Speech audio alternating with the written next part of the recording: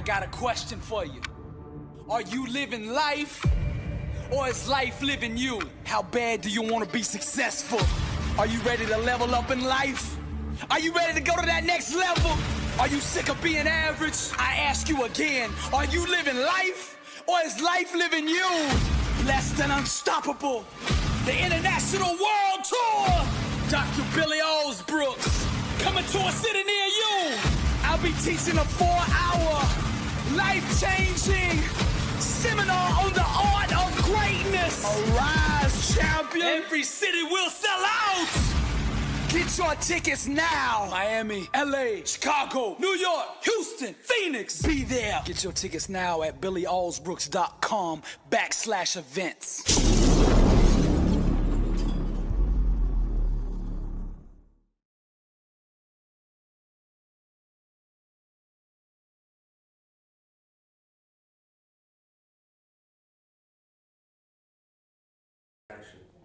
Blessed and unstoppable.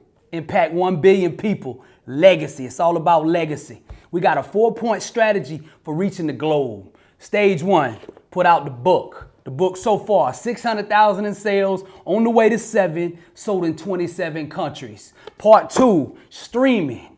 Spotify, YouTube, Pandora, Google Play, all of that. Number 3, the tour. We're taking that Blessed and Unstoppable tour to the top 40 cities in the United States of America for phase 1, then to the globe. And number 4, today what we are here for is to launch B7U clothing. This brand will allow you to wear on the outside what you are on the inside. The B standing for blessed, the U standing for unstoppable. Now, you always ask me, what does the 7 mean? What does the 7 mean in all the clothing line here? The 7 is the spiritual number for completion. It's symbolic. You'll see inside the 7, you see the cross. You see the 3-point crown, the Father, the Son, the Holy Ghost. Then you see the 5-point star. Each star point represents a letter in grace. Because see, when you're anchored in grace, rooted in purpose, aggressively pursuing your calling, only then are you blessed and unstoppable. B7U clothing, wear your identity.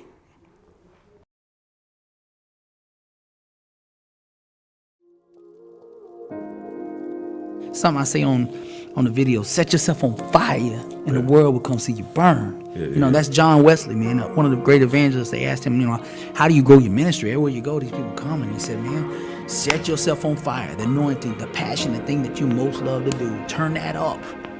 Don't worry about the money. Don't worry about the scoreboard, the numbers and all that, the followers, the likes. Just turn yourself up, doing the thing that you love to do, and the world will find you.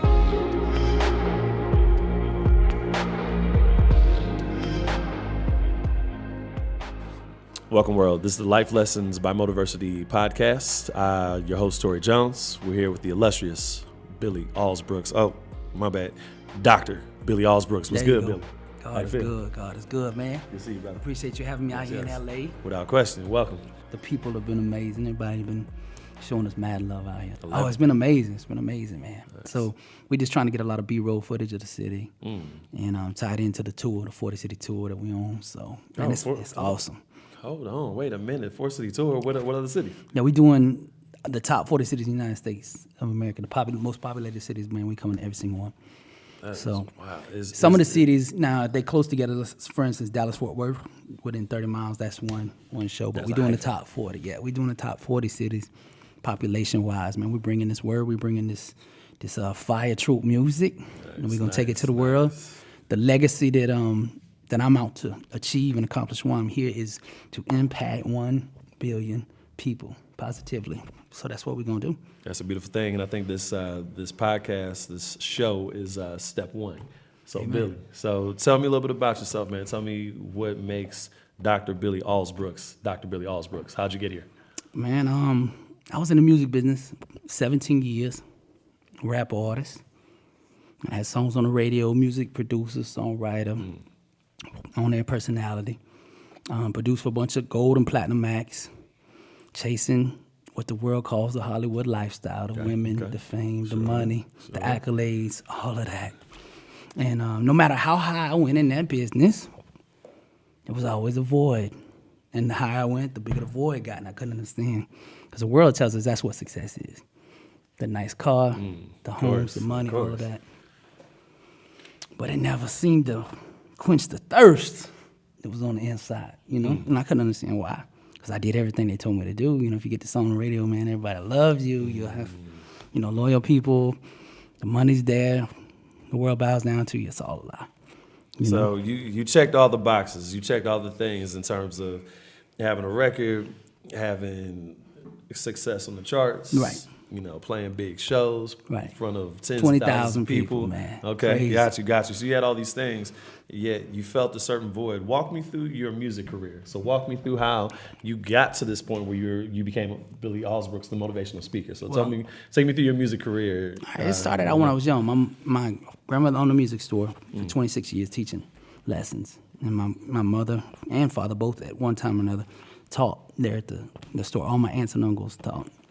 My mother had a master's degree in music. My father was in the Alabama Music Hall of Fame as a studio musician. So when I grew up, man, music was everything around me. You know, man, it's just constant.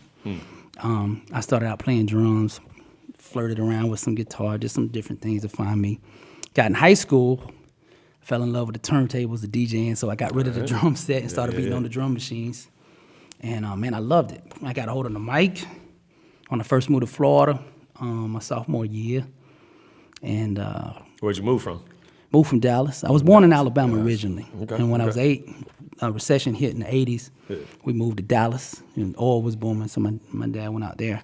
We stayed there until my mother got a transfer down in Florida. So my sophomore year, we moved there. And it was a totally different lifestyle. Gotcha. I heard the twang. I heard that accent. I'm like, where's that accent from? It's a little bit of everything. Okay, so that's why you can't figure that sound like a little southern, you know, Dallas and Miami and down south and all that. Just gumbo. Yeah, gumbo, you know. But I went down there when I was in my sophomore year. A friend of mine had a DJ set up in his house, and he was kind of known around the area. So in between one of the baseball games I was playing, we had this like 4-hour layover after school. So we went over to his house and got on the mic for the first time, just playing around, you know, just doing little freestyles. We recorded it. Back then it was actually mixtapes, a real tape. Sure. Not, Tape, we say mixtape now, but it was actually press a real, pause, press play, That was it. But we recorded it. I had a little entrepreneur in me even back then. I went home, made some copies, made 5 copies, went to school the next day, sold all 5 of them, made $5 a piece. Okay. So I was like, $25? So mom gave me $10 to sweep and do all these chores all week, bust me down. And I got $25 for doing this on one day. And today's Tuesday. I'm like, there's 3 or 4 more days of school left, right? So I went home, took that money, bought another 10-pack of tapes, went back to school the next day, sold them. So basically the old school selling out the back of the truck. Yeah. I mean, we weren't good, but people, man, I knew how to sell. You know, I wasn't that good. It was the first one we ever made. But, man, I was like, oh, there's some money doing something that you like to do. Of course. I'm like, oh, they couldn't tell me nothing. So from then on, man, in the music, me and music and the hustle and the grind, we had a little thing together, you know, and it showed me love and showed me favor. And I climbed the ropes from DJing. I got into DJing, you know, the excitement that I thought all the DJs had money, you know. They always portrayed on the mixtape they had money. So I was like, okay, I got to do like them and get some money. Got over there. Then I realized the DJs didn't have any money. The only ones that really making money in the music that time, there was, you know, as far as independent, like we were dope boys. So from the get, and guess the D boys always are instrumental. So honestly, all styles of music, but especially obviously in the hip hop game, and especially down south. Right. Well, that's where all the funding came from. Exactly. That was the bank in the streets, you know. So essentially, when you got into the game, your objective was to make money. It's not like you were trying fame, to be like backpack rapper, bars, no. Poetic. Well, I mean, you know. I did write though. I did like writing. Today I love the feel of a pencil and a pad. I love to write. I love to express. You know, I was writing raps all day in school, skipping. As soon as I got the rap done, I'd skip out and go home, walk 30 minutes home, and record at my house. And I had a little separate house, started making them tapes. I'm like, man, they can't tell me nothing. I'm making money. You know, this one English teacher, she saw my talent. I didn't even know it was a talent. I was just, you know, whatever, scribbling on paper, writing these raps. And she said, I always see you writing in class. What you writing? You know, I said, oh, I'm, writing this. And I show her. And she said, oh, you're writing poems. And I'm like, I'm writing raps. What you talking about, poems? She's like, no, these are poems. She's like, oh, I see what you do now every day. She's like, I tell you what, bring these things to me every week, and I'll give you extra credit. I'm like, credit for this? She's like, yeah. I was like, well, I'm gonna use this at home too, so I'm gonna give it to you, but I need it back because I'm gonna be writing when I get old. So I would write these little raps down on paper. She credited me out. So that was kind of like the first one that actually, saw what I was doing. So that, what age is this? That was like my junior year, sophomore year. Okay. So you're already being incentivized for your poetry, basically. Like, you're doing these raps, and you're not only obviously writing these raps so then you can spit, so you can record, so you can then flip, so you can. And it didn't hurt with the ladies either in high school. Obviously, you know what I mean? You got a microphone in your hand. You look so sexy. The same ones that wouldn't show me, wouldn't show me any kind of attention. See the basketball or microphone. Oh yeah, I play a ball too. My dream growing up was to play. I'm from Alabama, so college football is everything. Sure. We didn't have much in Alabama. It was just football, music, and that was it for us. Football and music. So my goal was to play for the University of Alabama, but as I was growing up, I just didn't grow tall enough. I was about 5'6", I could play. Now I started every game that I had the cleats on, and I balled out. But the scouts wasn't trying to hear that. You know what I mean? The Crimson Tide is a different height. Yeah, different thing. But I mean, I got some scholarships to Division III, stuff like that. But my heart was Bama. It was like Bama or die. I didn't really have any desire to play anywhere. Honestly, I did not have. It was like one thing, that was it. When I got to about my senior year, I started realizing that part wasn't gonna happen. But at the same time, rapping was happening. Like I started getting bigger, the name got bigger, and then I started being known around the whole city, then Fort Lauderdale, Miami. And I was like, this is what I need to do. So I just transitioned out of chasing the football into full speed. I'm gonna do this music thing. See, I never sat down and said, what's the end outcome that I want? And see, most people don't do that. Like they don't say, okay, when I get up every day, what do I want my life to look like? Like what kind of environment in the music business do I want? Do I want the club life? Do I want the just studio life?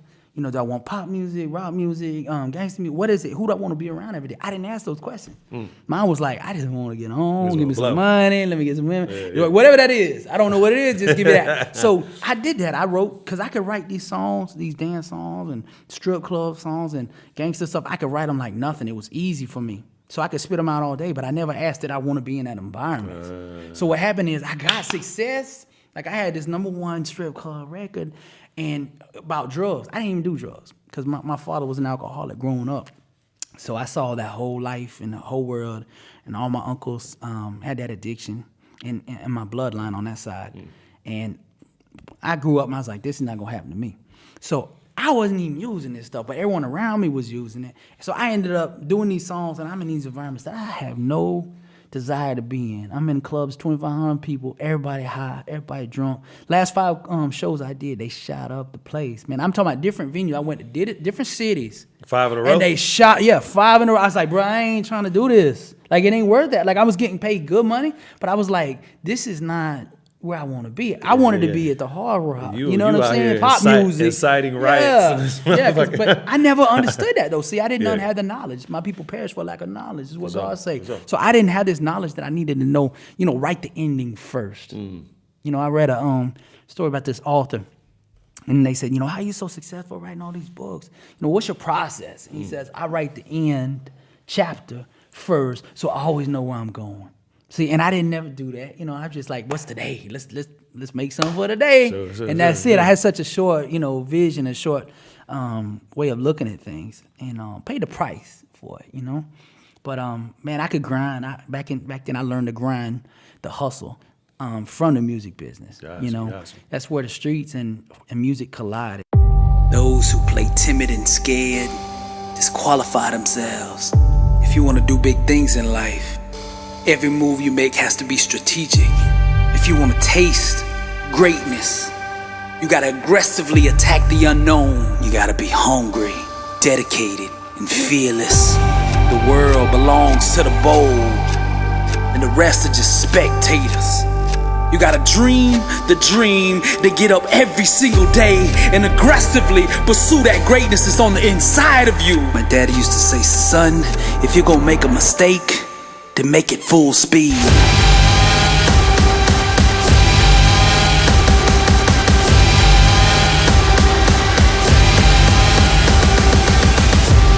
B7U clothing, wear your identity. So then where? So you're in the music industry, you having success, except obviously the part where you're in the strip club and get shot up. But I mean, it's still success, right? And you get to a certain point. What's that breaking point that made you just say, all right, I'm getting out of the music game and I'm getting into another calling. I want to have a higher calling. Was there an aha moment? Was there some sort of like epiphany? Was there a time when you was in the club and it got shot up and you was like, I'm out, like I'm not doing this no more? Like what was the thing that made you sort of turn the page?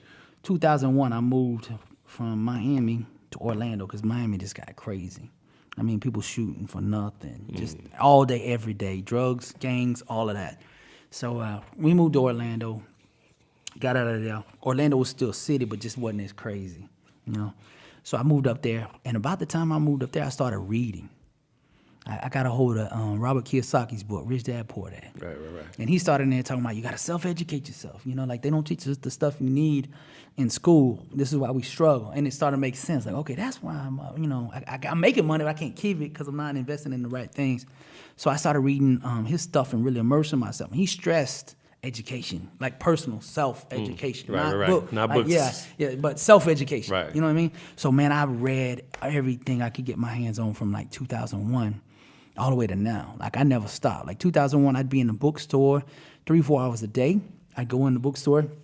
I go to 4 or 5 different sections in the bookstore, like personal growth, psychology, religion, and art and music and things like that. So I'd have me like 3 or 4 different books. I'd just go to the shelf, pick something up, get my notepad out, hit my time on the phone, and read each book 20 minutes. I kind of skim through and see what I wanted to do. You know, like whatever I wanted out of that book, I just kind of skim and say, okay, I'm going to start here, hit the thing, and I read 20 minutes, take notes. Now, I wasn't going to school. This wasn't for anybody. This is just for me. Yeah, it's not academic knowledge, not a curriculum where it's like, oh, you got to take calculus or some things that don't apply to anything in reality. Exactly. But just sort of the self-education, the university of the world, so to speak. Right? That's it. Because I mean, everything I was reading, was touching me and resonating with me in some kind of way. So I was hungry. I was like, oh. And then the more I read, the more hungry I got. I'd be in there 3 or 4 hours. They'd like, they named the table after me because I was in there so much. But here in the daytime, I'm in the bookstore reading deep stuff, like some of the most powerful and profound stuff ever written. If you had, I mean, just not to get off task, but still on task. If you had 3 books that you would say like really impacted your life to who you are today, what would those 3 books be? Well, definitely Robert Kiyosaki. Rich Dad, Poor Dad. Outside of the Bible, let's say, because that's number one. But outside of that, we would say Robert Kiyosaki, Rich Dad, Poor Dad. Of course. Think and Grow Rich. Science of the Mind. Some other ones that really affect me. I always studied laws of 48 Laws of Power, 33 Strategies of War, The Art of War, The Power of the Imagination, Never Could Die, all these, man. I mean, that stuff just opened my mind up. Gotcha.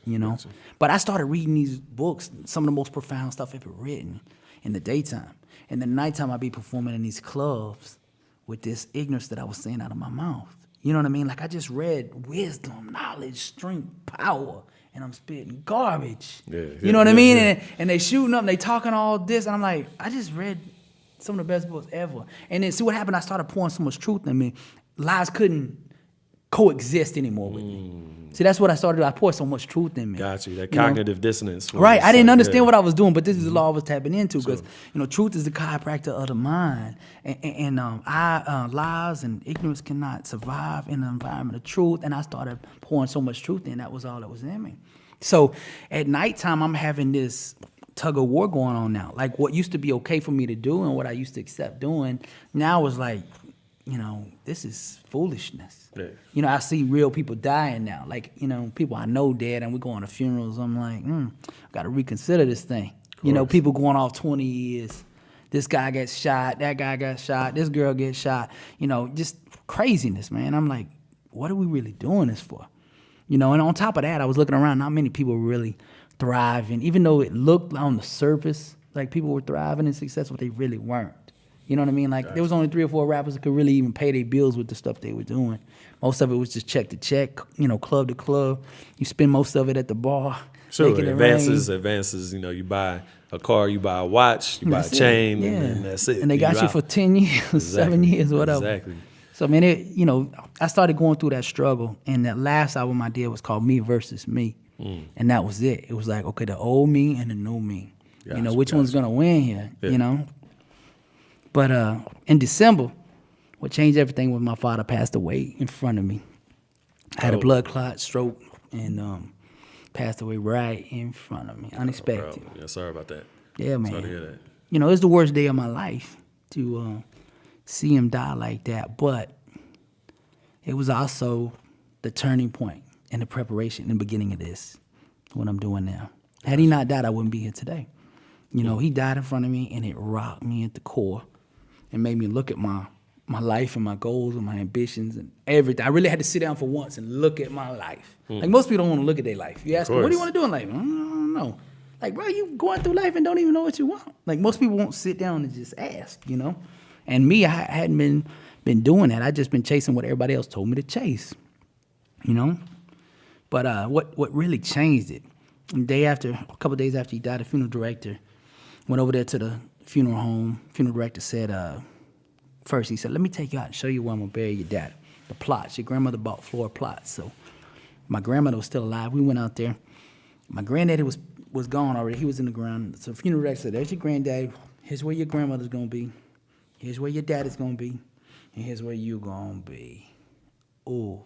Now, see, a couple days before I seen my daddy die, like in front of me, struggle to die, like 10 minutes, all of that. I seen the whole thing. So when he said, you're going to lay here, I understood what that meant. I've been to funerals before, friends, all that, and really didn't get it. This one, I knew. When he said, you're going to be right here, this is where you going to be, it was like a gong. Dang. My whole body was shaking. I was like, ooh. Go inside. Funeral director says, what do you want on your daddy's headstone?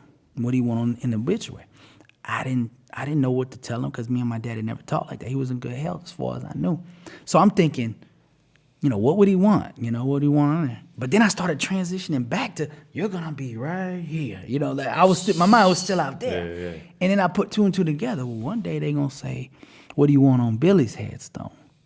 What do you want on his obituary? And that changed me because I'm like, if I was to die right now, what would be on the headstone and what would be in the obituary? And I was like, here lies a man that served himself, didn't care about anybody else, and chased money, women, fame, and that's all he cared about. Didn't make a difference in nobody, didn't care about nobody except himself. And I was like, man, that's embarrassing, bro. I don't want my mom to read that. You know what I mean?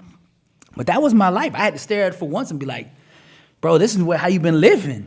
This is what it is. And then a day or two later, went to the wake. My father's laid out, and people coming up and talking to about him. So my father didn't tell me a lot of stuff that was going on. See, he was a alcoholic. My senior year, my mother divorced him. And the day she divorced him, he never drank again. He'd been drinking 30-something years, could not control it. The day she divorced him, that was it. He had a wife, a real wife, which was to get his family back. So he never drank the last 15 years of his life. He'd go around to prisons and recovery centers and all that and help these guys get off what he was addicted on. Well, these people got up there and started talking about my father. They was like, your daddy came and got me on the side of the road at 2:30 in the morning when nobody would come get me when I was drunk. Another one said, your daddy came bail me out at 4 in the morning when my family turned their back on me. Another one said, me and my wife was at the kitchen table about to file for divorce, had the paperwork right there, and your daddy said, don't do it. It's 10 years later, we still together. So I was listening to this stuff, and what I didn't hear, because I'm observant, I'm like, I didn't hear anybody say anything about money, cars, rims, making it rain. Like, it wasn't like your daddy got good rims. Nobody got up there and said that, like, oh, he was blinging, or, man, boy, your daddy sure did make it rain. You know what I mean? Like, nobody said this stuff. And I'm like, man, this is what I've been chasing. Nobody mentioned none of that. Yeah. All it was here lies a man with great rims. Yeah, exactly. All people were saying was what my daddy had done for them, and I realized that was the real net worth, is how much you're sowing to other people. That's the only thing our real value is how much we're contributing. Legacy. Yeah, legacy. That's exactly the word. I realized from that point on, my life, it was all about legacy and the legacy I wanted to leave.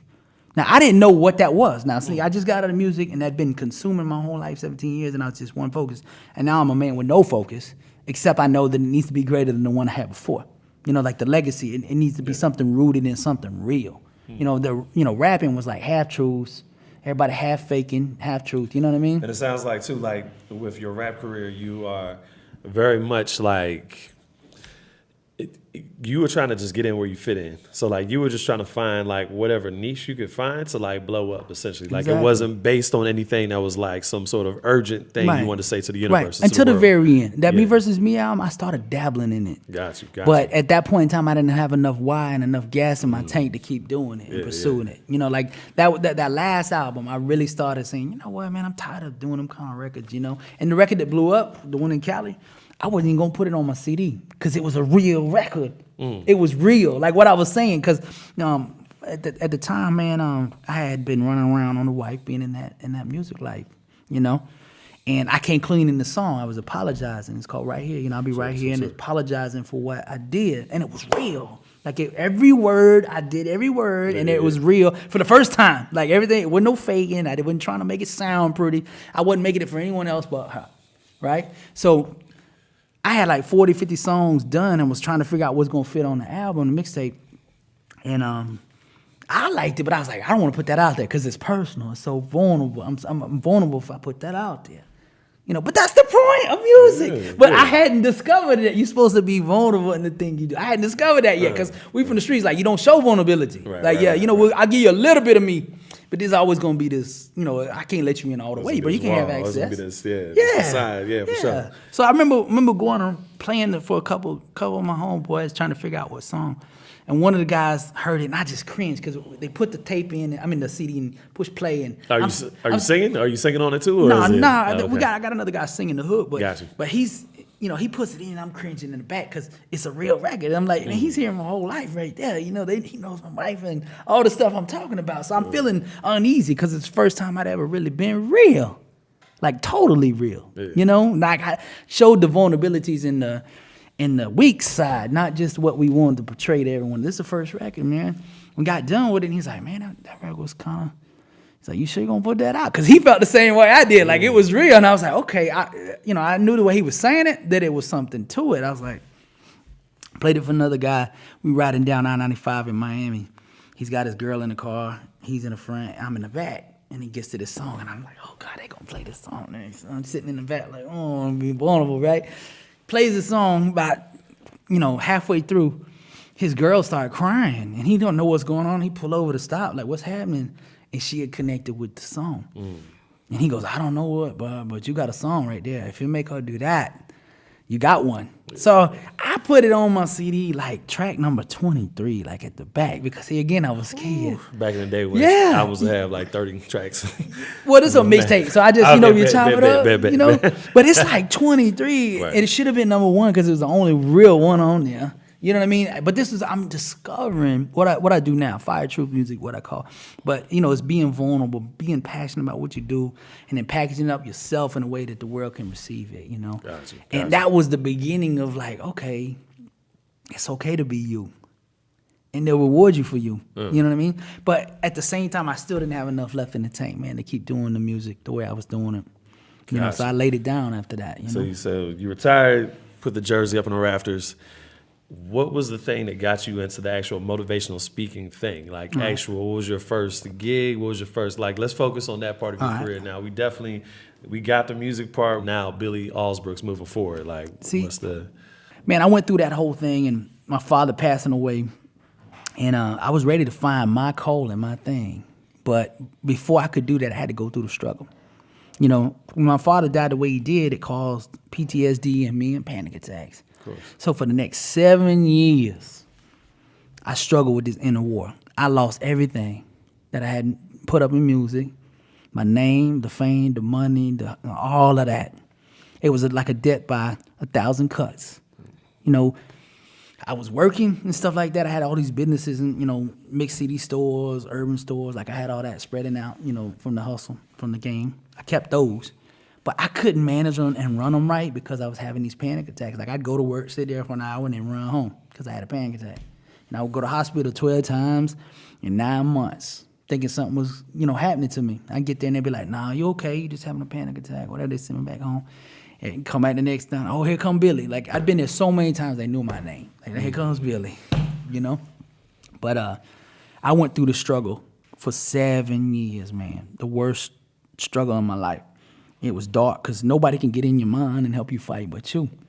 You know, I could go to therapy, the wife, the mom, everybody helping and all that, but still I had to win that battle, the battle of the mind. What would you say got you over the hump? Was it therapy? Was it the combination of things? Like, what was the sort of like tipping point to get you to a good place? It's kind of ironic because 2 days before my father had that stroke, I got this book called The Prosperity Bible, and it had like 19 classic, like Think and Grow Rich type of material from back in the era. Right.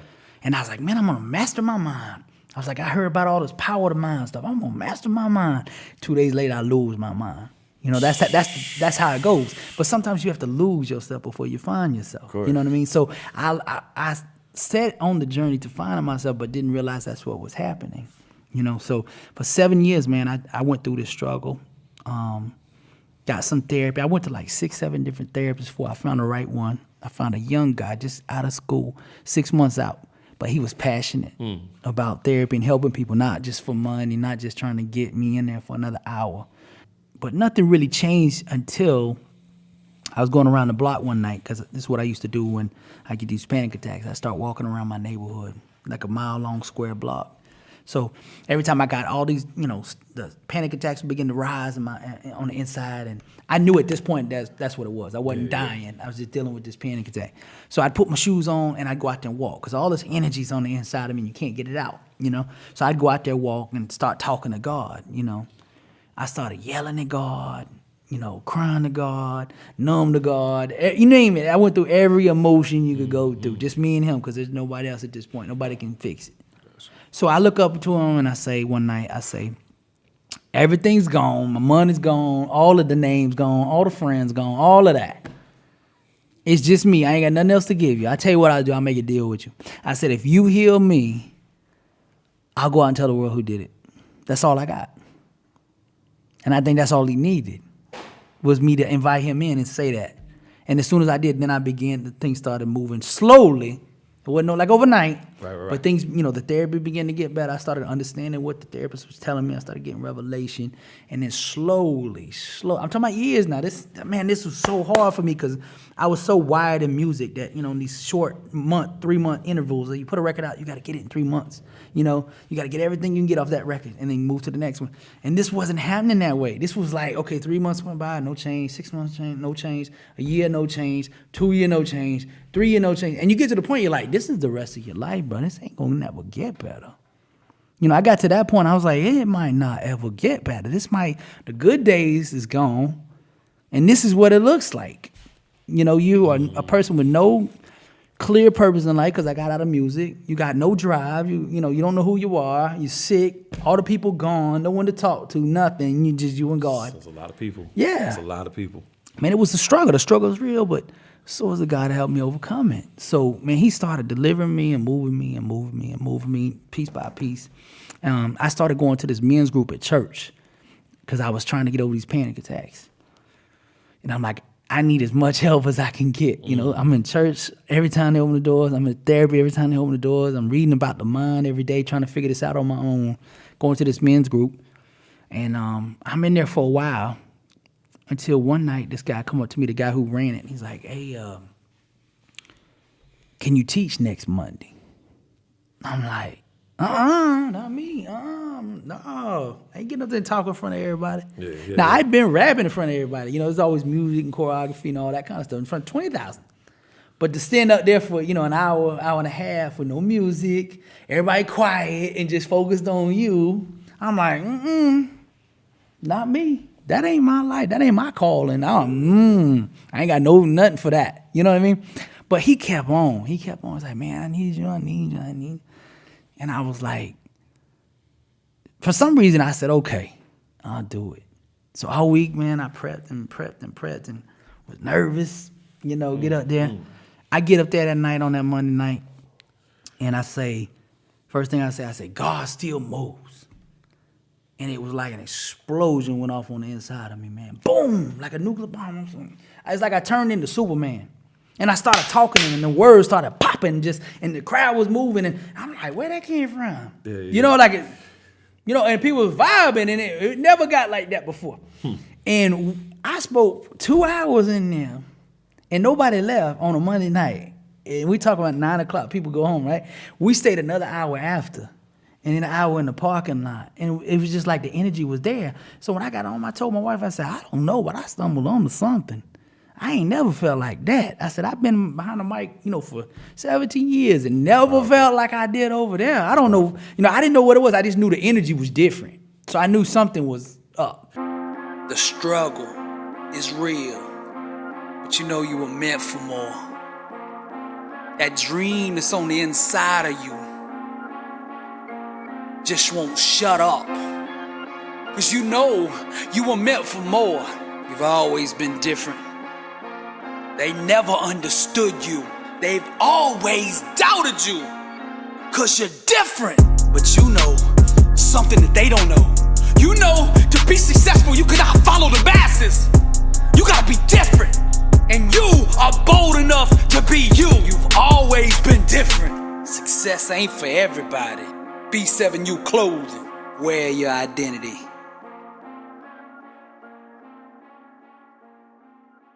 And so this is the end of 2015. So now it's 2019. You're about to go on a 40-city tour. So that is, like you said, you were grinding in music for from back selling it out the back of the trunk, quote unquote. You know what I mean? Like you were grinding for, like you said, 17 years of music. It got you to a certain place. Now it looks like within 3.5 years, you are in a place that is wildly expansive. That there is no actual cap to it. Right. Because obviously you're doing your calling. Take us through. Kind of quickly take us through that. Like, how was that evolution going from this point in 2015 when you're doing the sermon, when you out in front of everybody at the church, and then to now you are motivating people, whether they are Muslim, Christian, religious, right, not religious, but you're motivating people. You're stirring a fire in them. To tell us how you got there. Well, 15, I was back and forth. Every couple months I would do a lesson over there. 16 comes around, summer, and the guy can't teach it all in the summer. And he's like, can you do the summer? Now, it's going to be 13 weeks that I was going to have to teach. I was like, 13 weeks? I'm going to come up with 13 messages, I'm like, I don't know about that. I said, but, something in me, the spirit was like, God gave you the opportunity, take it. What you doing? You're supposed to do that. Something I say on the video, set yourself on fire and the world will come see you burn. That's John Wesley, man, one of the great evangelists. They asked him, how do you grow your ministry? Everywhere you go, these people come. And he said, man, set yourself on fire. The anointing, the passion, the thing that you most love to do, turn that up. Don't worry about the money. Don't worry about the scoreboard, the numbers and all that, the followers, the likes. Just turn yourself up, doing the thing that you love to do, and the world will find you. We do too much scoreboard watching. We got to buy into the process that puts points on the scoreboard. You know what I mean? Because if you watch over there all the time, what'll happen is, if it's not happening quick enough as the way you think it should, you'll get into your emotions, and your emotions will affect your activities today that will actually put points on that scoreboard. So you have to stop looking over there. Keep your mind on the process. Buy in. Like, if I do the right things day in and day out, eventually I'll be in position to win. Right. If I plant enough apple seeds, an apple tree is going to grow with apples on it. I don't need to say, well, is it grown yet? No, I just keep planting, keep watering, and that thing will happen, Nice. So 16 comes, I do this summer thing. And I'm like, the entrepreneur kicks into me. You're going to be doing, every 2 hours I did, hour and a half I did of presentation, I did 10 hours of study. So I'm like, man, 13 weeks, that's 130 hours. So I'm like, okay, you're doing all this research, and inside you've been thinking about doing this book. Why don't you just take what you're going to teach and formulate it in a book, and while you're studying, you're doing two things at once? The entrepreneur, that's the entrepreneur in me. I say, okay, that makes sense. So I wrote Blessed and Unstoppable, my book, during that summer of 16. The end of 16, I started getting burnt out in my other business. I had some cell phone accessory stores at this point in time. And I'm like, I just burned out in it because I wasn't connected personally with that. I'm used to writing and being a producer and pouring me into something, and there was nowhere for me to be in that. So I'm like, as soon as I get this book finished, I'm done. The week I finished writing that book, I got out of that business. Now, I didn't know what I was jumping to. I didn't know where I was going. It wasn't like, okay, big opportunities open up, so I'm going to lead this and go to that. Sure. I didn't know. I just had to step out in faith. See, every time that something really happened to me in my life, I didn't know what was going to happen, and I just had to step out in faith. If I had to see everything before it happened, it never really happened. But those times that I said, you know what, Lord, I don't see anything, but I'm going to step out here anyway and just trust that you got me on the other side. And every time I did that, man, son, he do something amazing. 17 comes around, the beginning of 17, and Instagram's got these little 1-minute clips you can do, video and audio, right? Sure. So I started talking to my buddy Frankie. I was like, man, those motivational video stuff, man, I think I could do that. Because I'm a music producer, and I'm hearing these guys. I'm like, the stuff they saying don't blend with the music they putting it over. As you know, most of these guys were just doing speaking live or something like that and didn't have the music with it. So when you put music with it, it didn't really fit. You'd have them going up in the vocals, the music going down. It wasn't married together. Right? And me as a music producer, I'm like, that kind of stuff used to bother me as a music producer. So I'm like, I bet I could do that. I'm not sure, but I bet I could do that. So I tried this little 1-minute clip. It's on the first video on YouTube I did. You can go back and check it. I just threw the Drake energy beat on there. Yeah. I did this 1 little minute freestyle on Fade. I didn't have nothing written. I said, I just want to see what I sound like on the mic. Preaching, teaching, motivating, stuff like that. Not rapping, but just speaking. I never heard myself do that. So I didn't know if the tonality would work, if my delivery on the mic doing this would work or not. So threw the beat on, talked about faith a little bit, about believing. And, I went to Frank, I said, man, I think it'll work, bro. I was like, I got some work to do. I got to mold the craft. But I think, I got the tools to do it. I know as a producer how to do it, and I think I got the voice to do it, and I'm reading, and I'm studying. So it's the first time that you've seen yourself in this different lane, basically. Well, I still didn't see it like I'm finna go out and do what I do today. It was like little piece by piece was being revealed, and I didn't understand what was going on. Around, I think it was the third month or fourth month in 17, I bumped into Motiversity online. We talked. He was, very small at the time, like 20-something thousand, 25,000. Yeah. And I had like 200 followers, not even. And those were all family. You know what I mean? Nobody was listening to me. And I'm like, man, I was like, I want to, do this motivational thing. Let's partner up. And he's like, oh, man, I've been looking for speakers. I was one of the first one that we partnered up with, man. And shot him over some stuff, man, and it did good on his channel, and he liked it. I was like, man, we got a nice thing. So, from then on, I started feeding him stuff for the channel, started doing my own, and started growing a little bit. But I still didn't know, hey, this is a profession. This is really what you call to do. This is how you're gonna change the world. I didn't get that. The money I had from closing that business at that time, things started getting tight because I left the business not knowing what I was jumping into. Now months is going by and I hadn't found really the stream yet, the money stream. Just wrote the book, just got it back in my hand. Right. Now March, I got it back in my hands. I finished and I got the book back in my hand.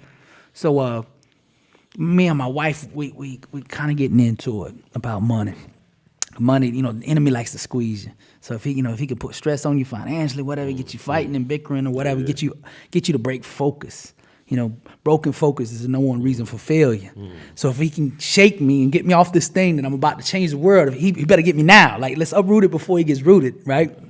So me and my lady arguing about this stuff all the time, and the enemy's kind of getting in her mouth. She don't know what she's saying, but the enemy getting in her mouth trying to kill this dream that God put in me. Right. And, why don't you just get a 9-to-5 and be like everybody else? And, you got to be realistic, talking all this kind of stuff. And I'm arguing with him no, this dream is in me. I'm not, So I'm at this tug of war. I'm at this point, this crossroad, okay?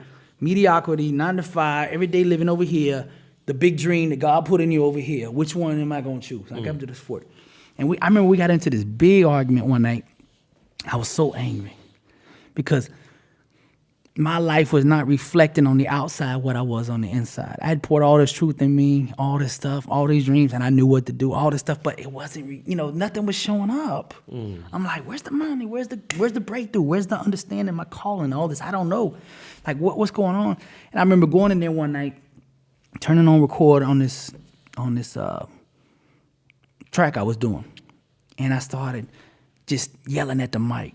I was born a champion, raised a champion. I got champion in my bloodline. All I ever be is a champion. I started talking because I was having to remind myself, because I'm hearing this noise and the enemy saying, you're not gonna be back in the rap days. You ain't gonna be nothing. This is the rest of your life, and you gotta be realistic. And the money's not coming, and the enemy's trying to get me in every angle. but I knew my identity. Yeah. I knew it. At this point in time, I was like, no. This ain't happening. I'm not gonna choose that route. I'd rather die doing this thing right here than live that life over there. So I got on that mic and I started just, and for one time, I just started really letting me out. Like I wasn't just saying motivational things. I began, and that song wasn't for anyone else. That track wasn't for anyone else. It was me. And if you listen on it, I say inside the mind of a champion. I go back and forth on this video, on this message, and it's real stuff. It's my wife, it's the enemy, and it's like, why don't you be realistic? God said, I'm the head and not the tail, above, not below. I'll lend to many nations and I'll borrow. Like, why don't you get a 9 to 5? Do you really believe that stuff you're saying? I say, I believe, and I would go back and forth. You're shouting down. Yeah, and I just like, put it on there exactly the way it was going. Yeah. People didn't understand what was going on, but I was saying this inside the mind of me. It was, these two voices going on. So like I wasn't really putting it out to, do what I thought, what it ended up doing. Ended up doing millions of views. Other channels got on millions. Motiversity, it got 1.4, whatever, something like that right now. Yeah. Well, when we put that video out, book took off. Book started selling. Because now, like, it's circulating, and now they're coming to me, and all of a sudden, boom, hold on, the book is, like, jumping. Like, then my channel started growing, and then, I started realizing one night I was in there on the mic, and something just snapped. I was just like here, sitting in front of the mic, about to push record. Something in my spirit came to me and said, behind this mic, you can change the world. Now, see, in rap, all the music that I had rapping, behind the mic, it was I could change my world. That wasn't the voice. It was you could change the world by what you say.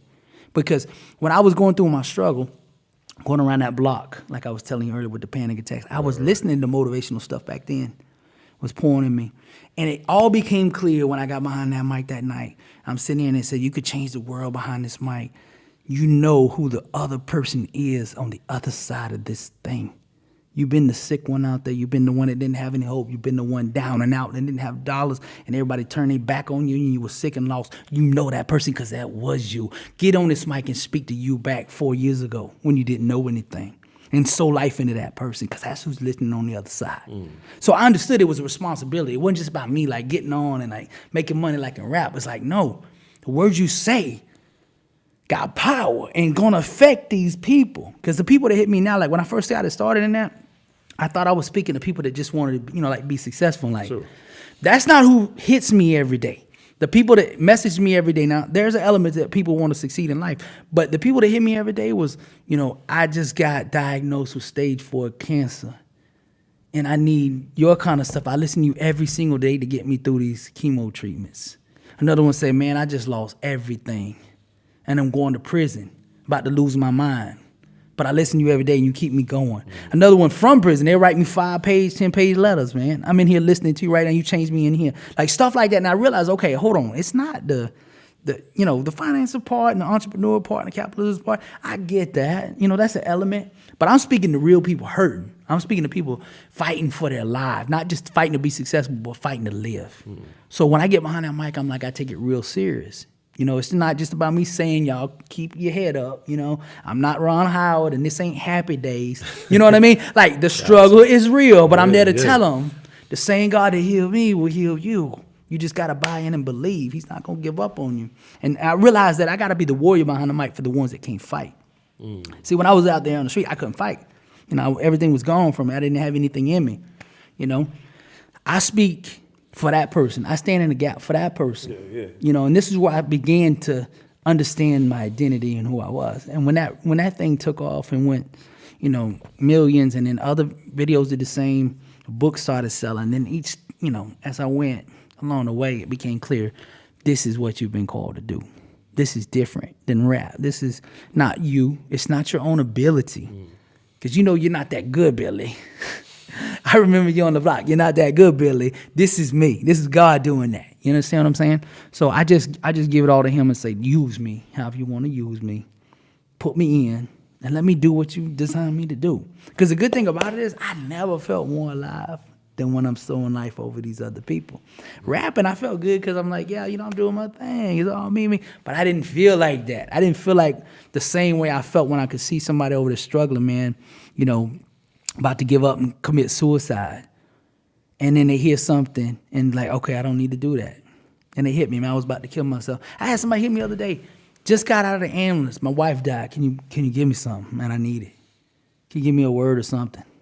Like, these are the people that hit me. Yeah, so it's like that. We in war. This stuff we do is not just like, oh, we making some cool videos, motivation. Nah, bro, there's some people on the other, It's impacting people. Yeah, for real. it's crazy. It's really, I've seen it in my time with Motiversity and just seeing sort of some of the videos that I've planned and reading the comments and seeing how people really react to them and like knowing that hundreds of thousands of people are watching this and it's really hitting them deeply. So, I mean, definitely. Bro, and for everyone that write, there's probably 10, 15 that didn't write. Yeah, exactly. Exactly. So just to kind of wrap it up.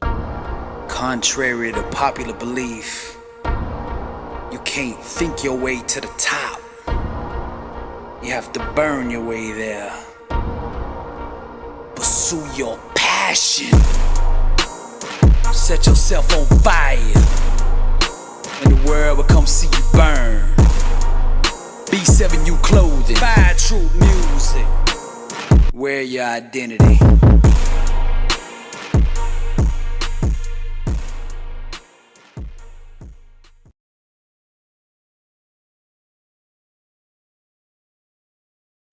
So two things. So what would you tell yourself, your 20-year-old self? So like where you are now, all the hindsight that you have, what would you say to your 20-year-old self? I'd say the message I'm preaching now, man, God still moves and do Fire Troop music. And what I mean by Fire Troop music, fire is do the thing that sets you on fire inside, that makes you feel the most alive. You, like the one thing that God made you to do, the things that excite you, inspire you, energize you, do that. Whether it's a relationship, be with the one that sets you on fire. Not the one that you lukewarm on, the one that sets you on fire. If you're going to have a relationship with God, let it be one on fire. If you're going to do work, do something that you can give your time, energy, and resources to that you were proud to do. Then the truth aspect, which I never adopted in rap. Truth, as I word into today, truth is the couture for greatness. There's no real success, no next level without truth. You know what I mean? So like tap into that. Just be you, be authentic. If you can't be authentic with someone, then they probably don't belong around you. If you just got to surround yourself with people that will keep it real with you and that you can keep it real with them, that won't judge you, that will allow that communication where you could just, bond and say to the world, this is who I am, like it or not.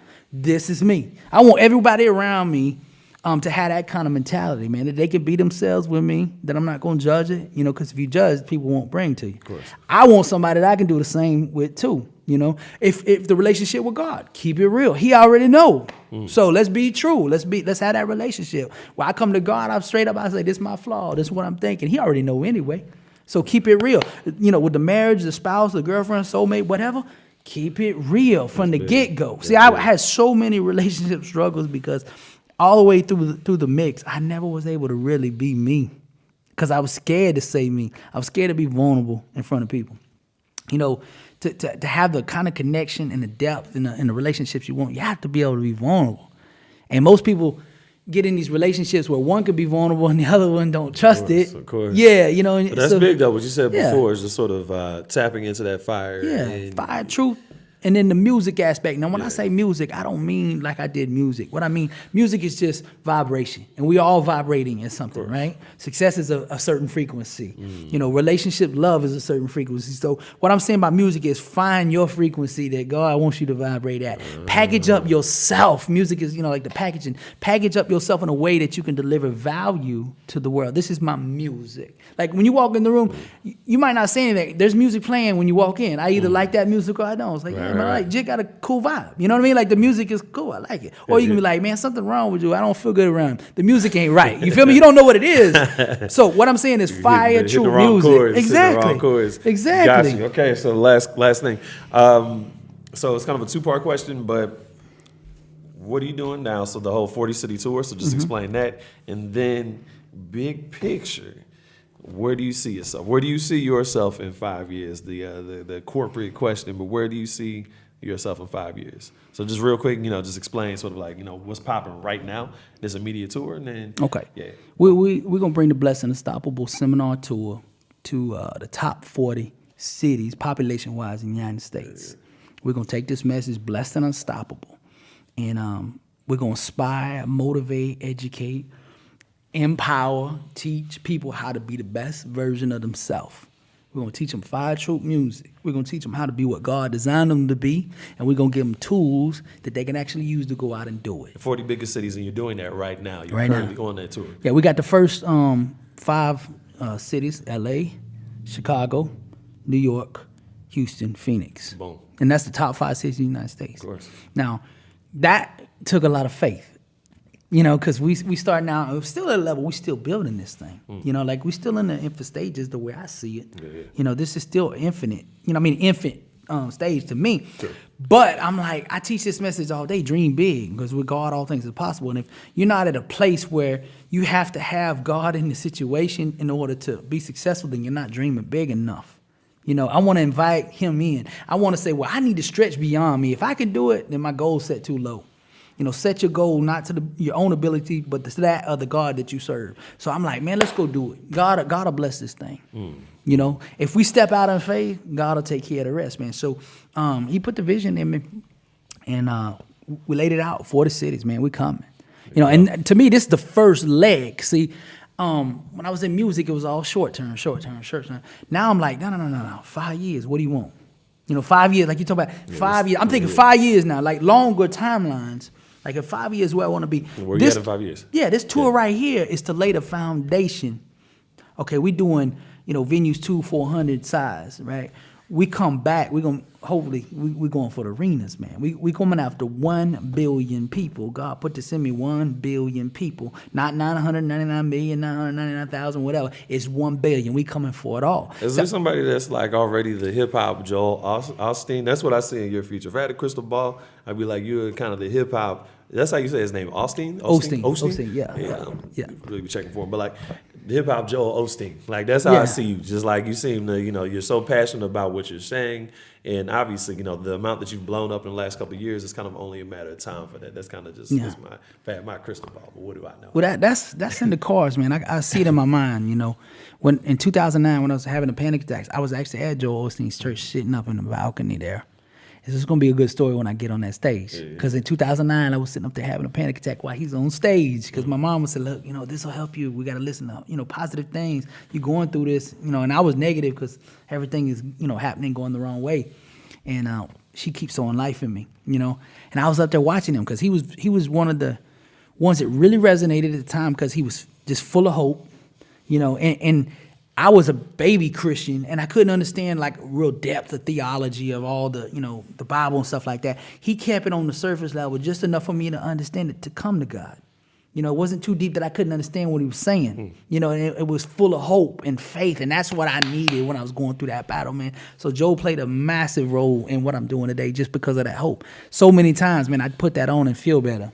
I mean, when I had panic attacks, man, it was hell going through those things. I put him on there, and I mean, I start feeling better, you know, just a little bit better. Not, you know, a lot, but a little bit. And a little bit's a lot when you ain't got nothing. So, man, I see myself on that stage. I've been visualizing that for a couple weeks now, just going over and over, seeing that crowd and doing that thing and pointing up there exactly where I was at up there. Right up there. Right up there. And y'all could be, somebody here is now going through that too.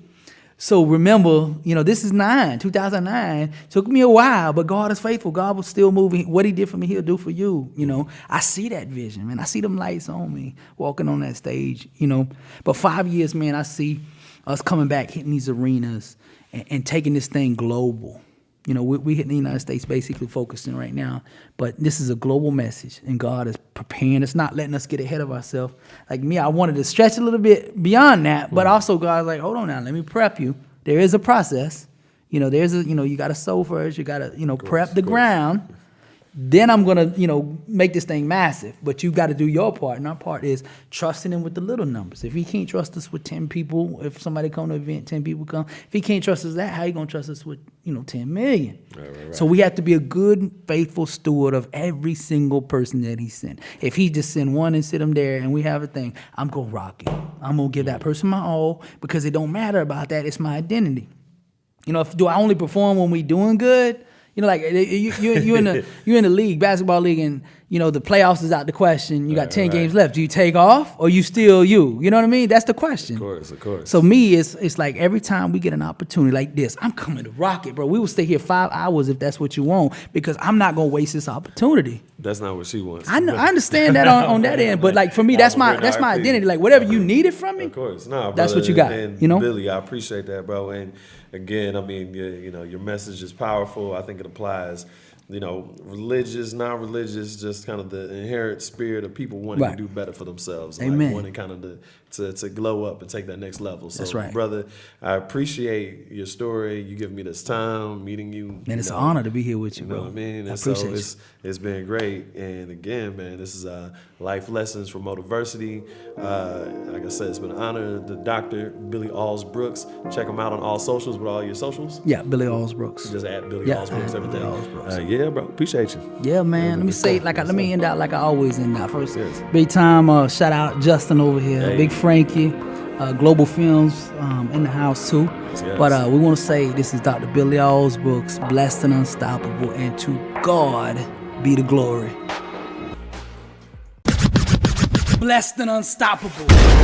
Success starts with putting the right things into your mind. And my new book, Blessed and Unstoppable, was strategically designed to align your mind with the laws of success. This curriculum will teach you the inner mechanics required to go from average to phenomenal, from living a life with limits to being blessed and unstoppable. As you follow this guide step by step, amazing breakthroughs will happen. New doors of opportunity will open, and favor will begin to chase you down. Blessed and Unstoppable is a 31-day devotional on the laws of success. This book will instigate the thought process and actions required to transform your life. Each day has a Bible verse, a teaching on that day's principle, a positive affirmation, a prayer for the day, self-assessment questions, success quotes, action steps, and a powerful inspirational message. Regardless of what field you're in, Blessed and Unstoppable is your blueprint for success. Get your copy at blessedandunstoppable.com. Also available on Amazon.